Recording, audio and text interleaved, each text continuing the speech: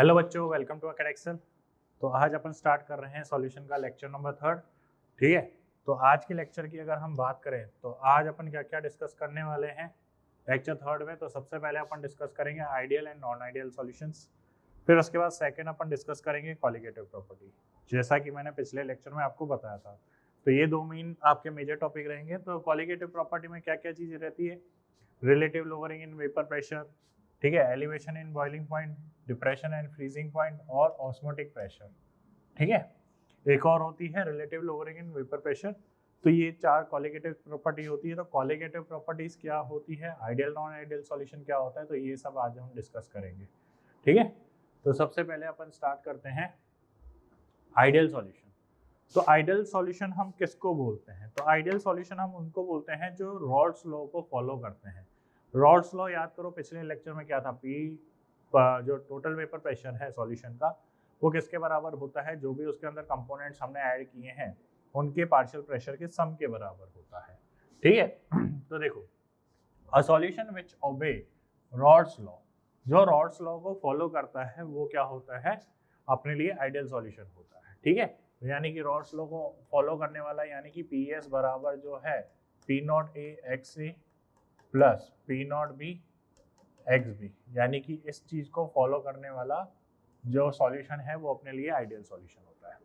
दूसरी चीज, अगर मैं थ्योरेटिकली समझाऊं कि आइडियल सॉल्यूशन क्या होता है, तो थ्योरेटिकली समझना क्या होता है कि जैसे मान लीजिए कि ए कोई कंपोनेंट है, लिक्विड ए कोई कंपोनेंट है, ठीक है, और लिक्विड बी कोई कंपोनेंट है। तो इन दोनों को जब आप मिक्स करोगे तो सॉल्यूशन बनेगा। ठीक है, अब जैसे लिक्विड ए कंपोनेंट में ए के बहुत सारे मॉलिक्यूल्स होंगे, ठीक है, ए के क्या होंगे, बहुत सारे मॉलिक्यूल्स होंगे, और इनके बीच में कोई ना कोई इंटरेक्शन फोर्स होगा। ठीक है, इनके बीच में कोई ना कोई इंटरेक्शन फोर्स होगा। आ रही बात समझ में? उसी तरीके से सिमिलरली बी कंपोनेंट होंगे, ठीक है, बी कंपोनेंट होंगे, और बी कंपोनेंट के बीच में भी कोई ना कोई अट्रैक्शन फोर्स होगा। ठीक है, तो जितना अट्रैक्शन फोर्स ए और ए के बीच में है और बी के बीच में है, उतना ही सेम इंटरेक्शन जो है लिक्विड ए बी, यानी कि आपका सॉल्यूशन, यानी कि ए और B, A B,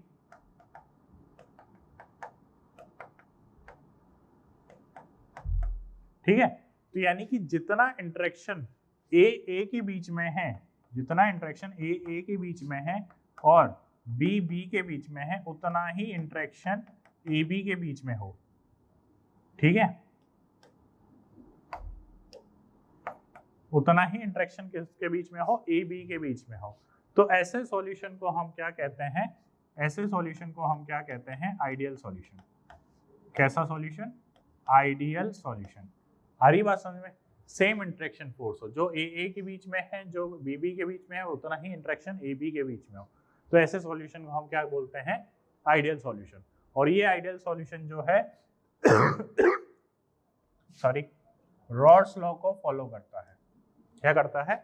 Rawls law को फॉलो करता है। ठीक है, अब आइडियल सॉल्यूशन का जो, जाहिर सी बात है, रॉल्स लॉ को फॉलो करता है। तो जैसा अपन ने ग्राफ रॉल्स लॉ में बनाया था, ठीक है, वैसा ही सेम ग्राफ बनेगा। ये रहा एक्स से 0 से 1 जा रहा है, एक्स बी 1 से 0 जा रहा है। ठीक है, यहाँ पे मोल फ्रैक्शन 1 है तो टोटल पार्शियल प्रेशर ए के बराबर होगा। यहाँ मोल फ्रैक्शन बी के बराबर है तो यहाँ पार्शियल प्रेशर होगा। ठीक है, और ये टोटल सम हो गया। ठीक है, तो ये कहानी तो अपन जानते हैं, कोई नई चीज नहीं है। अब आगे देखिए, आगे क्या है कि volume change on mixing should be 0। अब वॉल्यूम चेंज जो है, यानी कि जब आपने लिक्विड ए कंपोनेंट लिया और लिक्विड बी कंपोनेंट लिया, मान लीजिए ये आपने लिया, ये मान लीजिए आपने लिया 10 ml, कितना लिया, 10 ml, और ये भी कितना लिया, 10 ml। तो जो टोटल सॉल्यूशन बनना चाहिए वो 20 ml बनना चाहिए। ठीक है, और 20 ml बनता ही है। अब ये थोड़ी सी बेतुकी सी बात लग रही होगी अगर आप पहली बार पढ़ रहे हैं, तो जब मैं आपको नॉन कॉलिगेटिव प्रॉपर्टी समझाऊंगा तो ये चीज़ थोड़ी बेटर समझ में आएगी आपको। ठीक है, तो इसको पहले यहाँ पर आगे के लिए बचा के रखना जब आप नॉन कॉलिगेटिव प्रॉपर्टी समझ। तो यहाँ पे डेल्टा वी मिक्सिंग 0 है, ठीक है। ये डेल्टा वी वाली मिक्सिंग जो है अभी थोड़ी देर में समझ में आ जाएगी जब हम नॉन आइडियल डिस्कस कर रहे होंगे उसमें, ठीक है। एंट्रोपी की बात करें तो देखो कोई हीट रिलीज नहीं हो रही होगी क्योंकि जितने बॉन्ड की एनर्जी है उतना ही नया बॉन्ड बन रहा है, तो यानी कि डेल्टा एच मिक्सिंग भी जो है वो 0 है, ठीक है। एंट्रोपी हमेशा पॉजिटिव होती ही है, तो डेल्टा एस जो है वो तो क्या होगी, पॉजिटिव होगी, और गिब्स फ्री एनर्जी जो है वो नेगेटिव होती है तो होगी सही, ठीक है। तो यानी कि फॉर आइडियल सॉल्यूशन देखो आइडियल सॉल्यूशन वो होता है जो रॉल्स लॉ को ओबे कर रहा हो, यानी कि फॉलो कर रहा हो, ठीक है। यहाँ पे कोई केमिकल रिएक्शन नहीं होती लिक्विड ए और लिक्विड बी के बीच में, ठीक है। लिक्विड ए और लिक्विड बी के बीच में कोई केमिकल रिएक्शन नहीं होती, और ये क्या है, पी ए बराबर पी नॉट ए एक्स है और पी नॉट बी एक्स है, ठीक है। तो यानी कि फॉर रॉड से पी एस बराबर क्या होता है, P not A X A plus P not B X B, ठीक है। तो ये आएगा ही आएगा, ठीक है। तो ये कहानी हो गई अपनी आइडियल सॉल्यूशन के लिए। आइडियल सॉल्यूशन क्या होता है, जिसमें इंटरमोलिकुलर अट्रैक्शन फोर्स जो है ए के बीच में बी के बीच में जितना है उतना ही ए बी के बीच में होगा, और ये रॉल्स लॉ को फॉलो करता है, ठीक है। तो ये हो गया आपका आइडियल सॉल्यूशन की बात, क्लियर है। नेक्स्ट अपन बात करते हैं एग्जांपल्स की। तो आइडियल सॉल्यूशन के एग्जांपल क्या है, benzene toluene, N hexane N heptane, PC phosphorus benzene chloride, benzene bromide, ठीक है, bromobenzene, N butyl chloride, N butyl bromide. तो आप देख रहे हो सेम टाइप के जो है यहाँ पे कॉम्बिनेशन यूज किए हुए हैं, ठीक है। ब्यूटाइल क्लोराइड है तो ब्यूटाइल ब्रोमाइड है, कार्बन टेट्राक्लोराइड है तो सिलिकॉन टेट्राक्लोराइड है, एथाइल ब्रोमाइड है तो एथाइल क्लोराइड है। तो यानी कि सेम टाइप के जब आप कंपोनेंट्स लेते हो और उनको मिक्स करते हो तो आइडियल सॉल्यूशन जनरली बनता है, ठीक है। और अच्छे से क्लैरिटी कब आएगी, जब आप नॉन आइडियल सॉल्यूशन पढ़ लोगे तो इसमें और अच्छे से क्लैरिटी आने लगेगी, ठीक है। तो नेक्स्ट है नॉन आइडियल सॉल्यूशन। अभी आइडियल सॉल्यूशन पढ़ा। आइडियल सॉल्यूशन क्या था, जिसमें ए के बीच में जो इंटरेक्शन फोर्स है बी के बीच में जो इंटरेक्शन फोर्स है उतना ही वैसा ही इंटरेक्शन फोर्स किसके बीच में हो, ए बी के बीच में हो। नॉन आइडियल सॉल्यूशन में क्या होगा, वो सेम इंटरेक्शन फोर्स नहीं होगा, ठीक है। तो नॉन आइडियल सॉल्यूशन का क्या है कि ए के बीच में जो इंटरेक्शन है बी के बीच में इंटरेक्शन है वो ए बी के बीच में इंटरेक्शन नहीं है उतना, और ये not obey Raoult's law, Rawls law को ओबे नहीं करता। इसका मतलब पी ए बराबर नहीं होता P not A X A के, और पी बी बराबर नहीं होता P not B X B के, ठीक है। तो नॉन आइडियल सॉल्यूशन में डेल्टा एच मिक्सिंग भी नॉन जीरो होती है, ठीक है। अब ज्यादा होती है कम होती है वो बात की बात है, बट अभी नॉन जीरो होती है, ठीक है।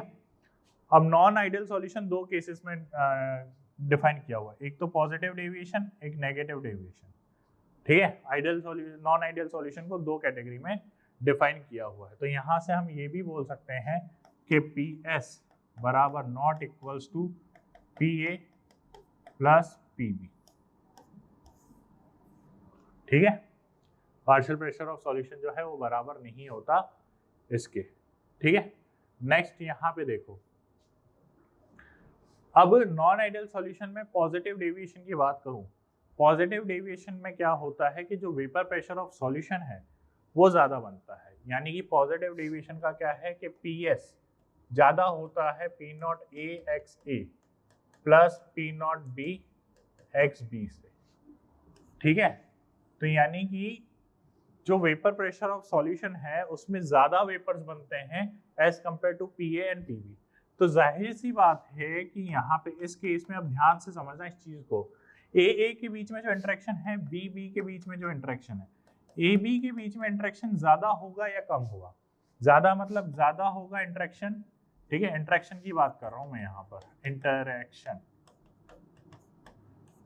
ठीक है। इंटरेक्शन ज्यादा होगा या कम होगा, कैसे पता चलेगा, ध्यान से समझना इस चीज को। पॉजिटिव डेविएशन की बात कर रहे हैं, पॉजिटिव डेविएशन में वेपर प्रेशर ऑफ सॉल्यूशन ज्यादा बन रहा है। वेपर प्रेशर ऑफ सॉल्यूशन ज्यादा कब बनेगा, जब ए बी के बीच में इंटरेक्शन कम होगा, तभी तो आसानी से वेपराइज्ड हो जाएंगे। तो यानी कि in this case in positive deviation, in positive deviation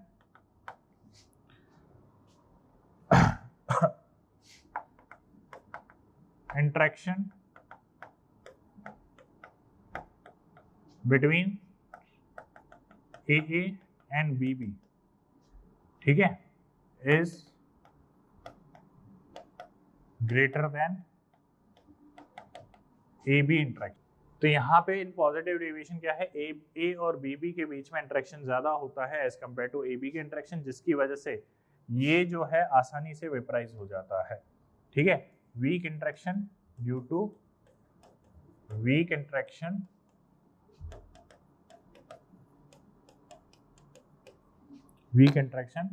easily वेपराइज्ड,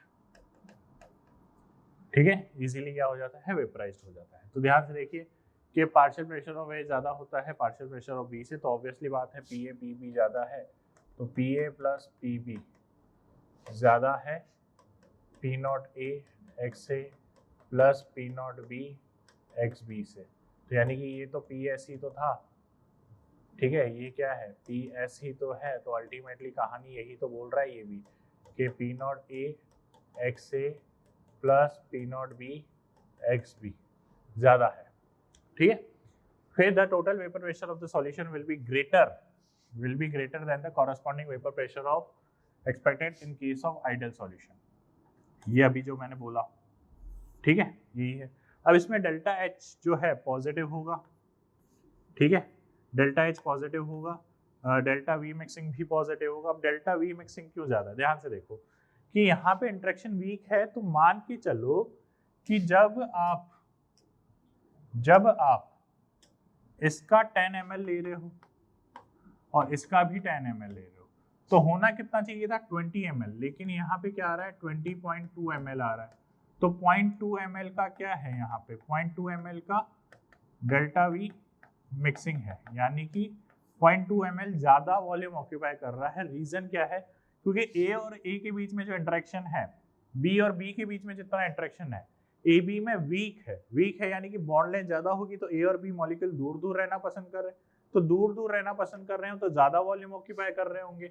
तो जब आप इन दोनों को मिक्स कर रहे हो तो 10 और 10 ml मिलके 20 ml होने चाहिए थे, लेकिन A और B का मॉलिक्यूल थोड़ा दूर रहना चाह रहा है, तो दूर रहने की वजह से क्या हो रहा है कि वो ज्यादा वॉल्यूम ऑक्यूपाई कर रहे हैं।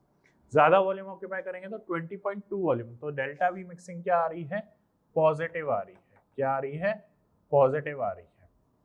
और इससे पहले जो आइडियल केस लिया था अपन ने, उसमें क्या है कि जितना इंटरेक्शन A के बीच में है उतना ही AB के बीच में है, ठीक है। तो जैसे यहाँ पे 10 ml ऑक्यूपाई कर रहा है, 10 ml ऑक्यूपाई कर रहा है, तो सेम डिस्टेंस ऑक्यूपाई हो रही है, तो इक्वल वॉल्यूम ऑक्यूपाई होगा, तो 20 ml आ रहा था एग्जैक्ट, ठीक है। तो इस तरीके से यहाँ पर कहानी चलती है। फिर A and B escape easily showing higher vapour pressure than expected value. Boiling point की बात करें तो बॉइलिंग पॉइंट जो है थ्योरेटिकली ज्यादा आती है एज कम्पेयर टू एक्सपेरिमेंटली। तो ये थ्योरेटिकली तो आप ऐड कर रहे होगे, लेकिन एक्सपेरिमेंटली हम क्या ऑब्जर्व करेंगे, वेपर प्रेशर ज्यादा बन रहा है, वेपर प्रेशर ज्यादा बन रहा है, तो यानी कि बॉइलिंग पॉइंट क्या होगा उसका, ऑब्वियसली कम ही होगा, तभी तो वेपर प्रेशर ज्यादा बन रहा है, ठीक है। तो वेपर प्रेशर जो है वो इनवर्सली प्रोपोर्शनल होती है बॉइलिंग पॉइंट के, ठीक है। चलिए, एंट्रोपी पॉजिटिव होती है, गिब्स फ्री एनर्जी नेगेटिव होती है फॉर एनी रिएक्शन टू कर, ठीक है। चलिए, तो कौन कौन से एग्जांपल्स हैं जो हमें पॉजिटिव डेविएशन शो करते हैं। तो पॉजिटिव डेविएशन के एग्जांपल देखो, इथेनॉल एंड साइक्लोहेक्सेन, ठीक है, यहाँ पर भी सेम टाइप के देखो, इथेनॉल एंड साइक्लोहेक्सेन। तो यहाँ पर इथेनॉल और वाटर देखो हाइड्रोजन बॉन्डिंग हो जाएगी, ठीक है। Ethanol and acetone, ethanol H2O, methanol and H2O, ठीक है। तो यानी कि यहाँ पर ये एग्जाम्पल हैं जो आपको ध्यान रखने पड़ेंगे फॉर पॉजिटिव डेविएशन। फिर बात करते हैं नेगेटिव डेविएशन की, ठीक है, किसकी, नेगेटिव डेविएशन की। तो नेगेटिव डेविएशन में बात करें तो ये रॉड्स लॉ से, मतलब यहाँ पे वेपर प्रेशर जो है जो भी हम एक्सपेक्ट करते हैं उससे कम बनते हैं। हेलो,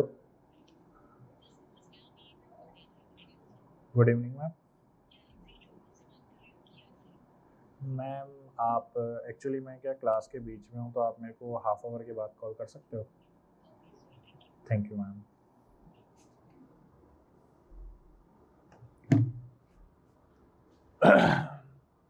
चलिए, नॉन आइडियल सॉल्यूशन की बात करते हैं। तो नेगेटिव डेविएशन में क्या बात होती है, तो ध्यान से देखिए, नेगेटिव डेविएशन की जब हम बात करें तो यहाँ पे क्या होता है, रॉड्स लॉ तो फॉलो होता ही नहीं है, does not follow Raoult's law.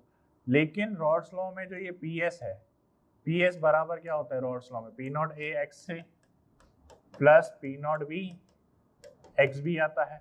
यहाँ पर क्या होता है, यहाँ पर नेगेटिव डेविएशन यानी कि वेपर प्रेशर कम बनते हैं, ठीक है, वेपर प्रेशर क्या होता है, कम बनते हैं as compare to partial vapour pressure के सम के अकॉर्डिंग जो बनने चाहिए थे, ठीक है। तो देखो, तो इंटरेक्शन की बात करें तो पॉजिटिव डेविएशन से जस्ट उल्टा होगा कि ए और ए के बीच में जो इंटरेक्शन है, ठीक है, ए और ए के बीच में जो इंटरेक्शन है या बी और बी के बीच में जो इंटरेक्शन है, और ए बी का इंटरेक्शन अगर हम कंपेयर करें तो यहाँ पे ए बी में इंटरेक्शन ज्यादा स्ट्रॉन्ग होता है। ज्यादा स्ट्रॉन्ग होने की वजह से वो ज्यादा वेपराइज नहीं होते, ज्यादा वेपराइज नहीं होंगे तो वेपर प्रेशर कम बनेगा, वेपर प्रेशर ऑफ सॉल्यूशन कम आ रहा है, ठीक है, आ रही बात समझ में। तो यहाँ पर ये ऑर्डर आता है, तो यहाँ पर क्या है, इंटरेक्शन, ठीक है, interaction is strong hence less vaporized and PS will be less, PS will be less from expected, ठीक है, expected से कम होगा। आ रही बात समझ में। तो ध्यान से देखिए इधर, and this solution the AB interaction are stronger, अभी जैसा मैंने बोला stronger होता है AB का इंटरेक्शन, ठीक है, AB का इंटरेक्शन stronger होता है then AA and BB molecular interactions, ठीक है। यहाँ पर PA is less than ये, ठीक है, and PB भी लेस होता है, तो ये आ जाएगा जो अभी मैंने बोला, ये P टोटल क्या है आपका PS ही है, ठीक है, तो ये लेस है। यहाँ पे डेल्टा एच की बात करें, डेल्टा एच नेगेटिव आ जाएगा, डेल्टा वी भी नेगेटिव आ जाएगा। अब डेल्टा वी नेगेटिव क्यों आ रहा है, देखो यहाँ पे इंटरेक्शन स्ट्रॉन्ग है, ठीक है, तो वापस वही कहानी लेते हैं कि मान लीजिए ये आपने 10 ml लिए, ये भी आपने 10 ml लिया, तो यहाँ पे आपको क्या ऑब्टेन होगा, 19.8 ml ऑब्टेन होगा। क्यों, क्योंकि ए और ए के बीच में जो डिस्टेंस थी, बी और बी के बीच में जो डिस्टेंस थी, जब आपने इसको मिक्स किया तो ए बी आपस में थोड़ा नजदीक रहे, नजदीक रहने की वजह से क्या हो रहा है, नजदीक रहने की वजह से कम वॉल्यूम ऑक्यूपाई कर रहे हैं, कम वॉल्यूम ऑक्यूपाई कर रहे हैं, तो 20 की जगह यहाँ पे 19.8 आ रहा है, ठीक है, तो 20 से क्या आ रहा है, 20 ml से कम आ रहा है, तो यानी कि यहाँ पर डेल्टा वी जो मिक्सिंग है, डेल्टा वी मिक्सिंग जो है वो क्या आ रही है, नेगेटिव आ रही है, ठीक है, डेल्टा वी मिक्सिंग क्या आ रही है, नेगेटिव आ रही है। और डेल्टा एच मतलब एक्सोथर्मिक है, ऑब्वियसली बात है, बॉन्ड स्ट्रॉन्ग हो रहा है, बॉन्ड स्ट्रॉन्ग हो रहा है तो हीट रिलीज होगी यानी कि एक्सोथर्मिक होगा, तो यहाँ पर ये एक्सोथर्मिक हो रहा है, ठीक है। कहानी समझ में आ रही है किस तरीके से केमिकल बॉन्डिंग से रिलेट करी जा रही है, ठीक है। चलिए फिर उसके बाद नेक्स्ट अगर हम बात करें, escaping tendency of both components A and B is lowered showing lower vapour pressure than expected ideally, ठीक है, ये तो चीज समझ में आई गई होगी। तो ये कहानी थी किसकी, नेगेटिव डेविएशन की, आई बात समझ में। चलिए एग्जांपल्स की बात करें तो देखो, नेगेटिव डेविएशन यानी कि वेपर प्रेशर जो है वो कम बन रहे हैं, कम कब बनेंगे, जो ए और बी के बीच में इंटरेक्शन स्ट्रांग होगा, ए और बी के बीच में इंटरेक्शन कब स्ट्रांग होगा, जब उनके बीच में हाइड्रोजन बॉन्डिंग कर दो, ठीक है, या उनके बीच में इंटरेक्शन स्ट्रांग हो रहा हो ए और बी के बीच में, ठीक है। तो ये वो एग्जांपल है जिसमें नेगेटिव डेविएशन आपको जनरली ऑब्जर्व होते हैं, तो ये एज इट इज आपको याद करने पड़ेंगे, ठीक है, क्लियर है। चलिए तो ये हो गया example positive deviation and negative deviation का, ठीक है। चलिए अब ग्राफिकल रिप्रेजेंटेशन की भी बात कर ही लेते हैं यहाँ पर। तो यहाँ पर हम किसकी बात कर रहे हैं, पॉजिटिव डेविएशन की। तो पॉजिटिव डेविएशन की जब ग्राफिकल रिप्रेजेंटेशन की हम बात करें तो यहाँ पर ध्यान दीजिएगा, यहाँ पर मैं ले रहा हूँ मोल फ्रैक्शन, ठीक है, यहाँ क्या ले रहा हूँ मैं, मोल फ्रैक्शन। यहाँ पर एक्स ए क्या ले रहा हूँ मैं, 0 से लेकर 1, और यहाँ पर एक्स बी क्या ले रहा हूँ मैं, 0 से लेकर 1, ठीक है। एक्स ए 1 है यहाँ पर, तो यानी कि ये पी नॉट ए को डिफाइन कर रहा है। यहाँ पे एक्स बी 1 है तो यहाँ पर ये पी नॉट बी को डिफाइन कर रहा है। तो एक्सपेक्टेड डेविएशन यहाँ पर कुछ ये आना चाहिए, यहाँ पर कुछ ये आना चाहिए और कुछ ये आना चाहिए। लेकिन यहाँ पर आता क्या है, पॉजिटिव डेविएशन है। पॉजिटिव डेविएशन में आपको ये मिलेगा, ठीक है, ये मिलेगा एंड यहाँ पर मतलब जस्ट हल्का सा ऊपर की तरफ मिलेगा, पॉजिटिव डेविएशन मिलेगा, ठीक है। और नेगेटिव डेविएशन में हम बात करें तो नेगेटिव डेविएशन में जस्ट रिवर्स हो जाएगा। तो नेगेटिव डेविएशन की बात करें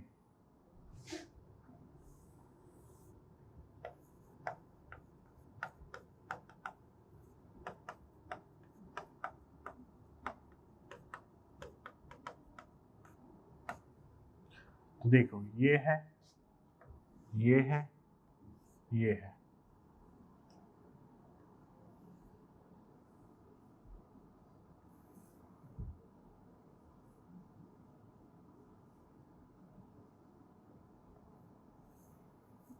ये है एक्स ए 0 से लेकर 1, एक्स बी की बात करें 0 से लेकर 1। तो यहाँ पर हम बात करेंगे एक्स बी 1 की, तो यानी कि ये हो जाएगा पी नॉट बी, ये हो जाएगा आपका पी नॉट ए, ठीक है।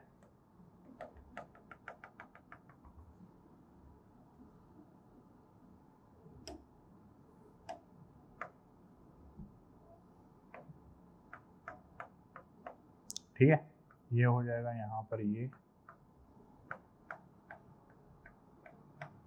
ठीक है।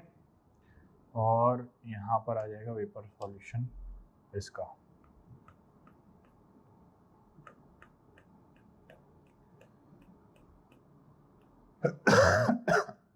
ठीक है। तो यहाँ पर हो जाएगा ये हो गया, ये हो गया, ये हो गया।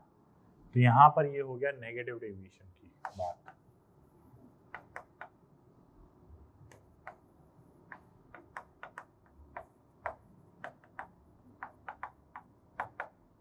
ठीक है। ये हो गई नेगेटिव डेविएशन की बात, ठीक है। चलिए नेक्स्ट अपन बात करते हैं कॉलिगेटिव प्रॉपर्टी की। किसकी? कॉलिगेटिव प्रॉपर्टी की। कॉलिगेटिव प्रॉपर्टी की अगर मैं बात करूं तो कॉलिगेटिव प्रॉपर्टीज क्या होती है? कॉलिगेटिव प्रॉपर्टीज ऐसी प्रॉपर्टीज होती है जो नंबर ऑफ सॉलिड पार्टिकल्स पे डिपेंड करती है। किस पे डिपेंड करती है? नंबर ऑफ सॉलिड पार्टिकल्स पे डिपेंड करती है सर, ठीक है। और किसी चीज पे डिपेंड नहीं करती, ना टेम्परेचर, ना फलाना, ना ढिकाना, कुछ नहीं, सिर्फ और सिर्फ number of solid particles depends on, ठीक है। तो ऐसी कौन कौन सी, अब देखो नंबर ऑफ सॉलिड पार्टिकल्स का मतलब ऐसा नहीं कि सिर्फ नंबर ऑफ सॉलिड पार्टिकल्स है, मोल्स फ्रैक्शन की बात आ जाएगी, वो मोल्स की टर्म्स में दे देगा। भाई मोल्स अगर बढ़ रहे हैं तो नंबर ऑफ सॉलिड पार्टिकल्स बढ़ ही रहे हैं, ठीक है। नंबर ऑफ आयंस कह लो, नंबर ऑफ मॉलिक्यूल्स बढ़ रहे हैं, नंबर ऑफ सॉलिड पार्टिकल्स कह रहे हैं, तो अल्टीमेटली ये घुमा फिरा के वही बात हो रही है कि नंबर ऑफ सॉलिड पार्टिकल्स बढ़ ही रहे हैं, ठीक है, ये इनमें, ठीक है। तो ये ऐसी प्रॉपर्टीज होती हैं जो नंबर ऑफ सॉलिड पार्टिकल्स पे डिपेंड करती है। कौन कौन सी है कॉलिगेटिव प्रॉपर्टीज? तो पहली है relative lowering in vapour pressure, दूसरा है एलिवेशन इन बॉइलिंग पॉइंट, तीसरा है depression in freezing point and चौथा है ऑस्मोटिक प्रेशर। ये 4 टाइप की कॉलिगेटिव प्रॉपर्टी है, बहुत इंपॉर्टेंट, जिससे डायरेक्ट सवाल आता है। तो एक एक करके हम इसको डिस्कस करना स्टार्ट करते हैं, ठीक है। तो अब अपन स्टार्ट करते हैं सबसे पहली colligative property, relative lowering in vapour pressure. अब relative lowering in vapour pressure का मतलब समझिए। देखो जैसे मान लीजिए कि आपने 2 कंपोनेंट मिक्स किए, ठीक है। जैसे यहाँ पे समझिएगा, जैसे ये एक सॉल्यूशन बनाने के लिए आपने ए और बी कंपोनेंट मिक्स किया, ठीक है। तो पहले आपने इसमें ए कंपोनेंट डाल रखा था, क्या डाल रखा था? सिर्फ ए कंपोनेंट। और ए कंपोनेंट से जितने वेपर प्रेशर बन रहे थे, तो जैसे ही आपने इसके अंदर बी कंपोनेंट ऐड किया, ये कौन सा कंपोनेंट ऐड किया? बी कंपोनेंट, ठीक है। या यूं मान लेते हैं कि बी कंपोनेंट ऑलरेडी था, आपने ए कंपोनेंट ऐड किया, ठीक है। बी कंपोनेंट तो ऑलरेडी था, आपने ए कंपोनेंट ऐड किया इसमें। तो जैसे ही ए कंपोनेंट ऐड किया, ठीक है, ए कंपोनेंट ऐड किया, तो इसमें जो वेपर प्रेशर है वो सडनली क्या हो गया? कम हो गया, ठीक है। वेपर प्रेशर कम क्यों हुआ? क्योंकि वेपर प्रेशर इसलिए कम हुआ क्योंकि ए जो कंपोनेंट था वो नॉन वॉलेटाइल था। वो कैसा था? नॉन वॉलेटाइल था। और जो बी कंपोनेंट है वो कैसा है? वॉलेटाइल कंपोनेंट है।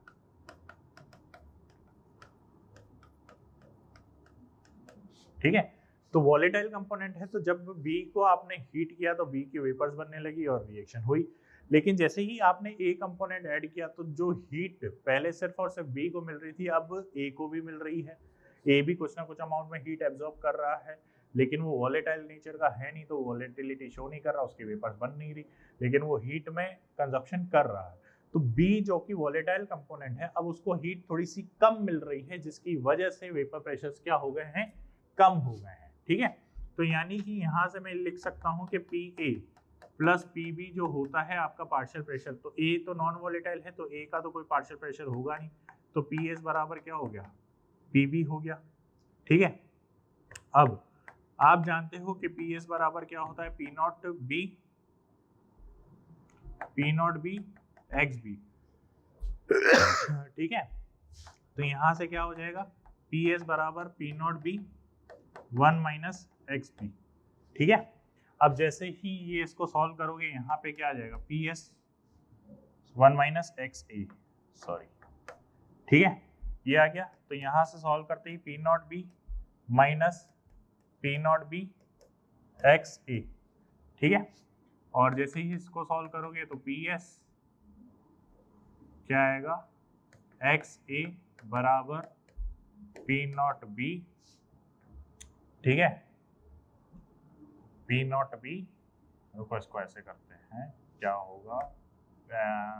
देखो देखो देखो देखो देखो देखो देखो, पी नॉट बी, कंफ्यूज हो गया मैं खुद ही, तरीके से ही लिख देते हैं ना।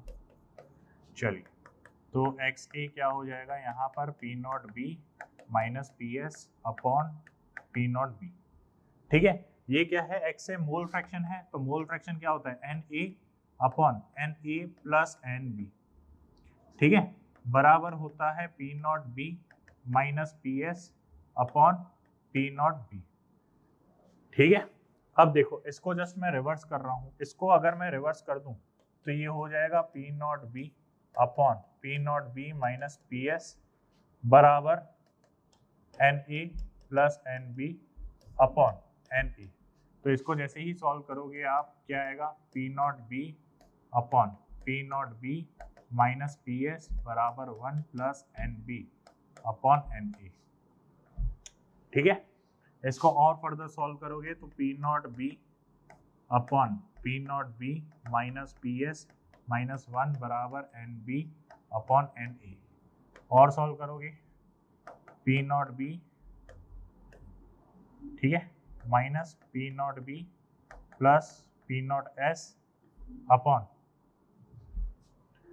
क्या आ जाएगा? P not B minus P S upon N B upon N A. ये और ये गया। ठीक है, तो यहां से क्या आएगा? P S upon P not B minus P S बराबर N B upon N A. ठीक है, और वापस इसको रिवर्स कर लेते हैं, तो N A upon N B बराबर हो जाएगा P not B minus P S upon P not B. तो ये जो आपका बना है, ये जो इक्वेशन आपकी बनी है, ये वाला पार्ट, यही आपका relative lowering in vapour pressure है। कैसे? पी नॉट बी क्या है? पी नॉट बी है वॉलेटाइल कंपोनेंट का वेपर प्रेशर, जो प्योर वॉलेटाइल था, उसमें से पी एस माइनस कर दोगे तो जो गैप आया है, जो डिक्रीमेंट आया है, जो लोअर हुआ है वेपर प्रेशर, वही तो है पी नॉट बी के कंपैरिजन में। तो यही है आपका रिलेटिव लोअरिंग वेपर प्रेशर। ठीक है, ये इस तरीके से आपको सॉल्व करना है। नेक्स्ट है एलिवेशन इन बॉइलिंग पॉइंट। अगला क्या है? Elevation in boiling point. Elevation मतलब क्या है? बढ़ना। ठीक है, एलिवेट होना, बढ़ना। तो यानी कि पहली चीज तो आप समझो कि बॉइलिंग पॉइंट क्या होता है। तो बॉइलिंग पॉइंट होता है जब किसी भी लिक्विड का liquid phase and vapour phase equilibrium पे हो, ठीक है, द टेम्परेचर एट विच, तो वो जो टेम्परेचर है, ठीक है, वो जो टेम्परेचर है वो टेम्परेचर आपका क्या कहलाएगा, बॉइलिंग पॉइंट कहलाएगा, जिसमें लिक्विड फेज और वेपर फेज जो है वो इक्विलिब्रियम में हो, ठीक है। दूसरी चीज समझो, एलिवेशन इन बॉइलिंग पॉइंट का मतलब क्या है कि जैसे वही सेम बात कि आपने बी कंपोनेंट ले रखा था, ठीक है, यानी कि सॉल्वेंट आपने ले रखा था, जैसे ही आपने सॉल्वेंट लिया और उसमें ए कंपोनेंट ऐड किया, क्या किया, ए कंपोनेंट ऐड किया, ए कंपोनेंट ऐड किया, तो जैसे ही आपने इसमें ए कंपोनेंट जो कि आपका क्या है, सॉल्यूट,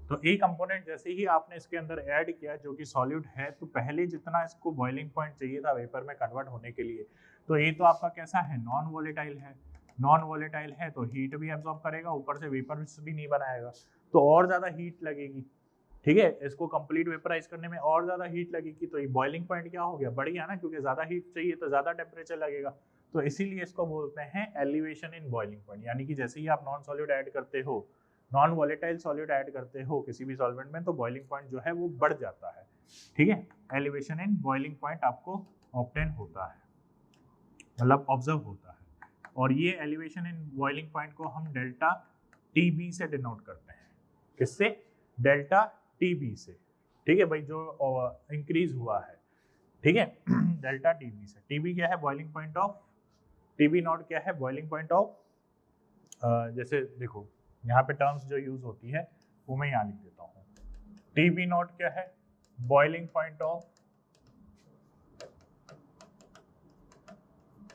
प्योर सॉल्वेंट, ठीक है, और टीबी क्या है, बॉइलिंग पॉइंट ऑफ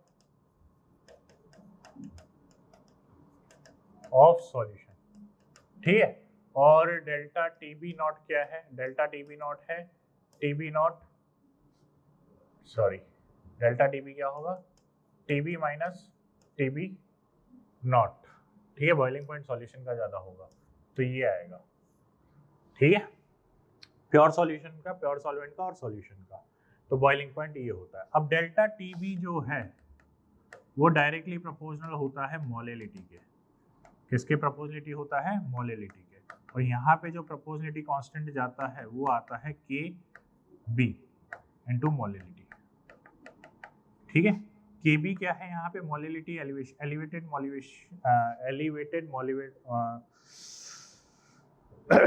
के बी क्या है यहाँ पर, एलिवेशन कांस्टेंट, क्या है, के बी क्या है यहाँ पर, एलिवेशन कांस्टेंट, जो यूनिवर्सल कांस्टेंट नहीं है, जो भी आप सॉल्यूट ले रहे हो उसके लिए अलग अलग होता है, ठीक है, फिक्स नहीं है, तो यहाँ पर आपको ये चीज ध्यान रखनी है। तो अगर मैं यहाँ पे बात करूँ delta T B equals to K B, molality क्या होती है, मोलेलिटी आप जानते हो कि ये होती है मोल्स ऑफ सॉल्यूट, ठीक है, upon amount of solvent in KG, ठीक है, तो इन केजी, ये हो गया आपका मोलर एलिवेशन कांस्टेंट। तो केबी के लिए एक ये फॉर्मूला है यूनिवर्सल जो आपको एज इट इज ध्यान रखना है, जहाँ पे mw क्या है, molar mass of solvent, delta H क्या है, एंथैल्पी सॉल्वेशन, तो ये सारी चीजें, तो ये सब आपको थोड़ा सा ध्यान रखना है, ठीक है।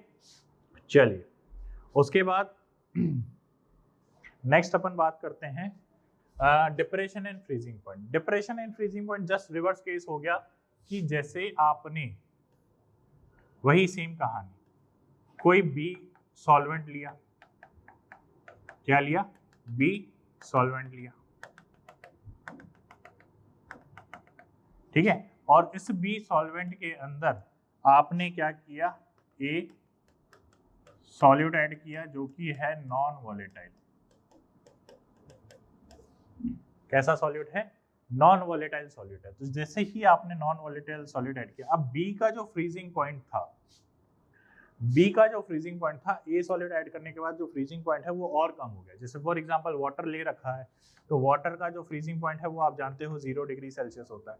अब इसके अंदर आपने नॉन वॉलेटाइल सॉल्यूट ऐड कर दिया, नमक वमक ऐड कर दिया, तो जो बॉइलिंग पॉइंट है वो कम हो जाता है। कितना हो जाता है कितना आ जाएगा वो -0.2 या 0.5 ऐसे कुछ हो जाता है। ठीक है, मतलब डिक्रीजिंग हो जाता है। ठीक है, -0.5 हो जाता है, तो यानी कि decrease in freezing point obtain होता है यहाँ पर। ठीक है, और फ्रीजिंग पॉइंट क्या होता है पहली चीज। अब फ्रीजिंग पॉइंट क्या होता है ये भी समझ लो। फ्रीजिंग पॉइंट होता है कि किसी भी कंपोनेंट का लिक्विड फेज एंड उसका सॉलिड फेज जब इक्विलिब्रियम में हो, और उस टेम्परेचर को हम क्या बोलते हैं, फ्रीजिंग पॉइंट बोलते हैं। सेम कहानी है, कोई इंटरचेंज नहीं है। जैसा हमने एलिवेशन इन बॉइलिंग पॉइंट पढ़ा था, सेम प्रोपोर्शनलिटी वगैरह सारी कहानी सेम जाती है। इसमें हम क्या लेंगे, TF लेंगे। TF नॉट किसको रिप्रेजेंट कर रहा है, freezing point of pure solvent को। ठीक है, TF किसको रिप्रेजेंट कर रहा है, फ्रीजिंग पॉइंट ऑफ सॉल्यूशन को। ठीक है, फिर डेल्टा TF किसको रिप्रेजेंट कर रहा है, TF माइनस TF नॉट को। ठीक है, यहाँ पर भी वही सेम कहानी आएगी कि TF डेल्टा TF किसके प्रोपोर्शनलिटी है, तो यहाँ पे मोलेलिटी के प्रोपोर्शनल है। वही सेम कहानी। प्रोपोर्शनलिटी कांस्टेंट में क्या आएगा, यहाँ पर प्रोपोर्शनलिटी कांस्टेंट में आ जाएगा KF। ठीक है, KF किसके प्रोपोर्शनल है, मोलेलिटी के प्रोपोर्शनल है। ठीक है, KF, और यहाँ पर KF क्या है, KF क्या है, डिप्रेशन कांस्टेंट। ठीक है, जो अलग अलग सॉल्वेंट अलग अलग कंपोनेंट के लिए अलग अलग होता है। वही सेम कहानी है, RF TF upon TF square upon 1000 litre. ठीक है, KF का।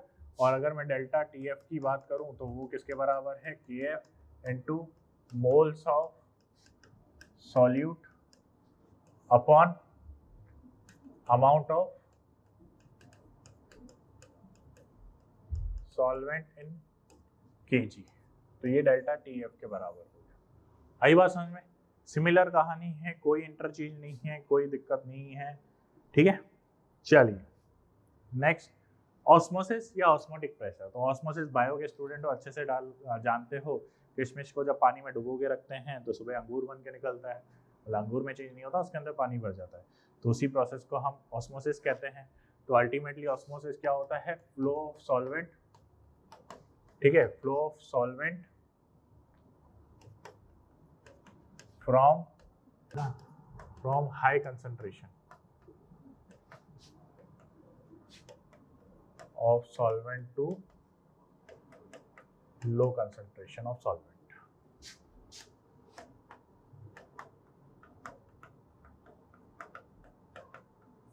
ठीक है, या फिर मैं यूं कह लूं कि हाई कंसंट्रेशन अगर आप नॉर्मल कंसंट्रेशन की बात कर रहे हो तो सॉल्वेंट का फ्लो लो कंसंट्रेशन से हाई कंसंट्रेशन होगा।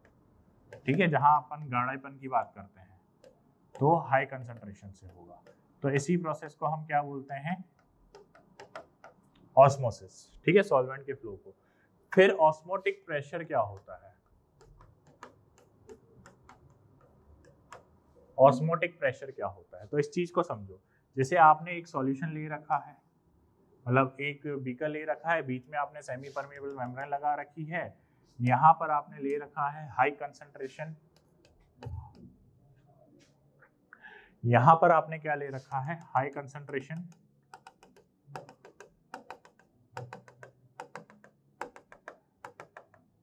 यहाँ पे क्या ले रखा है, हाई कंसंट्रेशन, और यहाँ पे ले रखा है आपने प्रॉपर सॉल्वेंट।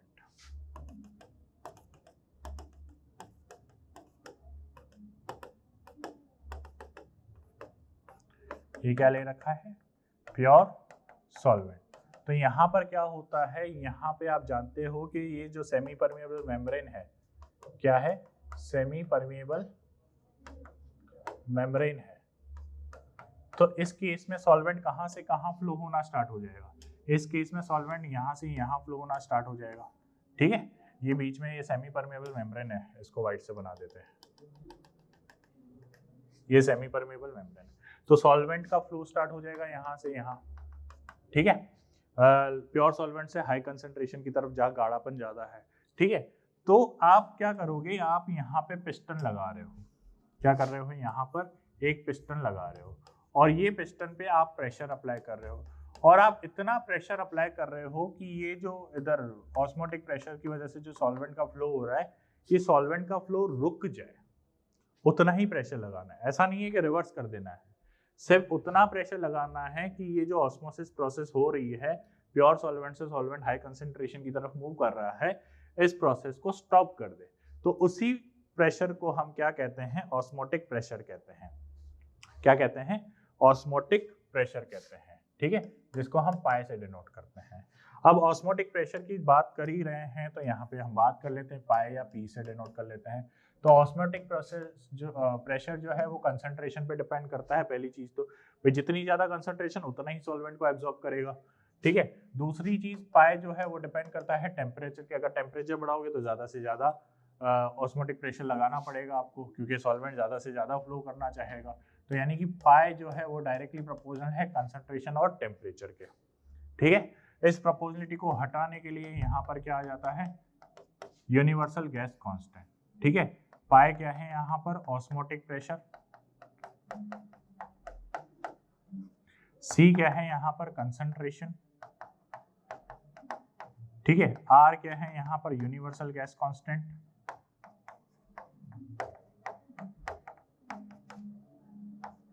ठीक है, यूनिवर्सल गैस कांस्टेंट।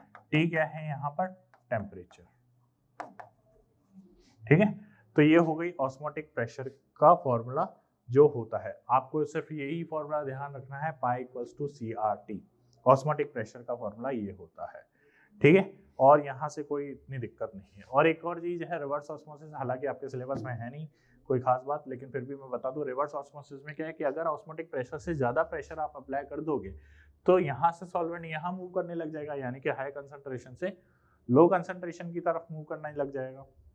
और इसी प्रोसेस को हम क्या बोलेंगे, रिवर्स ऑस्मोसिस, ठीक है। तो ये हो गई आपकी सारी की सारी कोलिगेटिव प्रॉपर्टीज, ठीक है। तो अब नेक्स्ट अपन एजियोट्रोपिक मिक्सचर और वॉन ऑफ फैक्टर की बातें करेंगे और कुछ क्वेश्चंस वगैरह भी देखेंगे, ठीक है। अभी तक हमने क्वेश्चंस वगैरह एक भी नहीं देखा, तो अब देखेंगे क्वेश्चन, क्योंकि ज्यादातर जो क्वेश्चन आते हैं इस चैप्टर से वो वॉन ऑफ फैक्टर को इंक्लूड करके ही आते हैं, ठीक है, एबनॉर्मल कोलिगेटिव प्रॉपर्टी को ऐड करके ही आते हैं। तो इसलिए मैंने वो पार्ट बचा रखा है क्वेश्चंस का, तो वो एक साथ हो जाएगा, ठीक है। तो अगर आपको नोट्स की पीडीएफ चाहिए, चैप्टर वाइज सीआरई चाहिए, lecture wise assignment, minor test, major test, PYQ solution चाहिए, तो ये सब हमारी वेबसाइट पे अवेलेबल है, आप विजिट करके ये सब देख सकते हैं, ठीक है। और अगर आपको वीडियो अच्छा लग रहा है तो वीडियो को लाइक करिए, चैनल को सब्सक्राइब करिए और इसको ज़्यादा से ज़्यादा शेयर करिए। बेल आइकन जरूर प्रेस करिएगा ताकि आपको नेक्स्ट वीडियो की नोटिफिकेशन मिलती रहे। Thank you.